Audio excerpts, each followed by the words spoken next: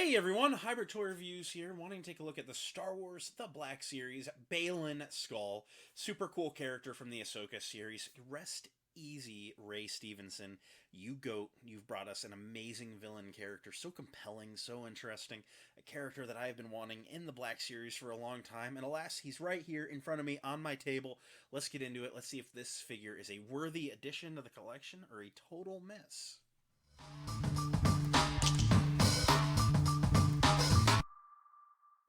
Let's get into this packaging. This is your standard Black Series stuff with the Black Series logo up above a big window showing Baylan and his lightsaber off nicely.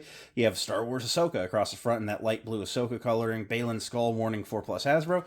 This side of the box features some really cool artwork of Baylan standing there all cross-armed looking badass and pondering. His name's down at the bottom. This side of the box features your wraparound window, your wraparound blue stripe, and your Black Series logo again down at the bottom. Up top on the back, you have your Black Series logo on the side. You have your zoom in of the artwork from the side of the box. You have his name and a bio, not about him, but about the show in varying languages. They don't want to put any spoilers in here, even though the show's been over for 6 months. Come on, Hasbro, get with the program. Below that, you see he's number 9 in the Ahsoka lineup. You have a bunch of legal stuff, Disney, Hasbro over there. Down below, you have more symbols, more legal stuff, more barcode, just standard action figure packaging. Up top, you have a hanger tab and a window. That window lets a little bit of light in the box if you choose to leave your figure in package, for display. I don't. I like to open my toys. So without further ado, let's open them up and take a look at what we get here. Here's Baylan out of the packaging, and as always, we're going to start by taking a look at the accessories, or in his case, accessory. He comes with one, it being his lightsaber. It's sculpted rather nicely, a lot of nice detail going on in the hilt, the black grip area, the silver painted areas, and then it kind of fades into like a sort of like a burned out black emitter. Looks really cool. Features a nice orangish red blade, very accurate to the series. And something that you may note is that this is actually a cartoonishly long lightsaber. So what's gone on here is, and Hasbro pointed it out, they were like, his lightsaber is longer in the show, so we gave him a Darth Malgus-sized lightsaber. And the problem with that being is that his lightsaber isn't really longer in the show. If it is, it's very minimal, just to bring in a more standard-sized lightsaber. Here's Shin Hati's, and they've basically added almost an inch of blade to it, and I'm just not big on that. Like, the handle's a little bit longer than your standard, but that's just is what it is. As mentioned in the Shin Hati review, her hilt is very rubbery. So is Baylan's.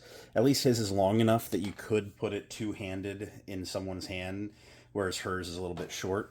So he can two-hand wield it. It features a D-ring at the bottom and a removable blade. As mentioned on the Shin Hati review, the D-ring is actually off to the side. That's very nice for hanging it on the belt, because that makes it to where it kind of like leans into the skirt and it lays a little bit more naturally, where some of these like to float. So that's really nice. And just to really show off, like, just, this is ridiculous. When you put it next to him, it comes from the ground up to his shoulders. I mean, that's pretty rough. What's even worse is the scale here. This is an issue that plagued Shin Hati. I'm just going to bring her in real quick here. So, as I mentioned in her review, she is overscaled. And putting her next to Baylan, you see they are basically the same height. So she is too tall, and his issue is actually that he is not tall enough. So, in real life, Ray Stevenson, rest in peace, was 6'3". And so that means that because 3 inches is 1/4 of a foot, his figure should be 6 1/4 inches tall. Busting out the tape measure, you see he clocks exactly 6 inches, maybe just a whisker above with some of the hair, whereas Shin clocks just 6 inches as well. That's incorrect. She should be about 5.5 or a little more. He should be about 6 1/4. They should not be the same scale. It just does not work. He's too short, and I'm gonna have to do something to modify the legs because it's just not how this should be. So, very upsetting that they have gotten the scale so incorrect on half of the villains for the show at this point. It's just not how this is supposed to have worked out. So, anyway, getting into the review now, let's go ahead and look at the face. It's not terrible. I see Ray Stevenson in here. It's not the best either. I think it's a case of the lower face, like around the jaw, is just a little too wide, a little puffy. Like, the likeness is there, but the likeness is about 20 pounds too fat. It's just a little flared at the jaw. It's not bad. I do like how it ultimately looks. There's some very nice textured paint going on and sculpt with the beard. Looks very good. The eyes are very, menacing. I mean, this is a good expression for him. A little bit of textured paint going on with the hair, too. It's like they painted it like a darker gray and then they did like a whitewash over it just to really give it some texture. I'm really, really happy with that. And it looks like Baylan Skoll. It's not Hasbro's best, but it's better than their Shin Hati. I'll give them credit there. Going down, I think this is a case of Hasbro getting preliminary concept art. In the series, his outfit was basically black and gray. And it had little bits of wash here. What they've done here is they've basically just hit him with like a light bluish gray, like splatter everywhere, all over the chest and the shoulder pads and the forearms and the boots. I don't really like that. I think it needs a dark wash to tone it down. It's very much the same issue that we had with Merrick. But somehow Shin Hati actually avoided that, and hers actually came across really nice as weathering, whereas this is just it's too contrasty. It looks like a credit collection figure. So, not super keen on that. I wish I could say better things. I really do. I hate being the voice of negativity in the community. But it's just not accurate to what I remember seeing in the show. The sculpt work is very nice. A lot of like lines in the leather, all sculpted, very stitched, and looks very good. His green crystal on his belt, super cool. Everything lays nice. The armor pieces on the shoulders and forearms are sculpted very nice. There's a nice gunmetal coloring to them. They look very armory. I mean, they've done good there. He has a heavy rubber skirt that like forks apart in the front there, so it doesn't really get in the way of articulation, which is nice. It's very soft. It's heavy, but it's soft. Kind of just pant fabric underneath with boots, and again, just that bluish gray, maybe even green splatter on the front. It's just not how it looks. So it sucks. Not their best tribute to Ray Stevenson here. But anyway, let's run through some articulation. I don't have a ton of good stuff to say about it. He has the double ball neck, which allows him to look that far up, that far down, get side to side, and of course tons of pivot. His arms can come up to a T-pose, and there's like a butterfly joint in there, 360 at the shoulder. The shoulder pads work all the way around because they are on a ring.